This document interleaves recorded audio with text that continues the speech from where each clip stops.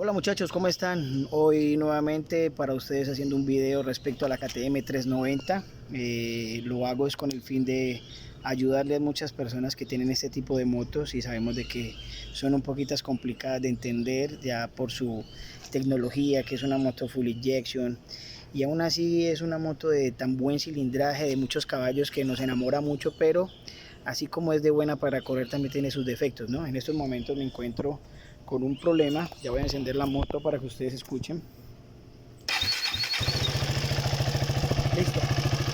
Allá al fondo, como ustedes pueden escuchar, la moto tiene un sonido, un cascabeleo en la parte de la cabeza de fuerza del motor, y ese cascabeleo, cuando vamos a ciertas revoluciones, a cierta velocidad, más o menos hablando de 100 a 150 kilómetros, la moto empieza con un sonido más intenso. ¿Eso qué quiere decir? Ya se le hizo la respectiva revisión por medio del mecánico y pudimos ver de que la moto tiene un desgaste en el árbol de levas izquierdo.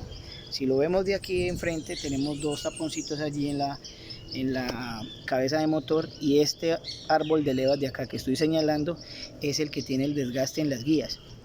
Posiblemente es una de las grandes fallas que tiene la moto, fallas, digámoslo, dentro de su desgaste normal, y pues allí, para evitar ese sonido, hay que reemplazar ese árbol de levas, ok, para que de pronto no vayan a empezar como me tocó a mí, que me decían que era el tensor de cadenilla, luego le compré el tensor nuevo que era la cadenilla, le compré la cadenilla y seguía con el mismo sonido.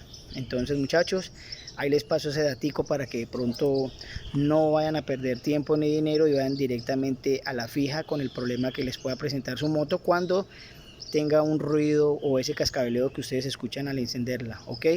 Eso es con el fin de ayudar a todos los moteros que de pronto tengan este tipo de motos, y pues para que no, también no les salga un ojo de la cara la reparación, o gasten dinero innecesariamente como me tocó a mí para poder adivinar qué tipo de problema era el que tenía la moto, ok. Entonces muchachos, hasta la próxima, nos vemos próximamente.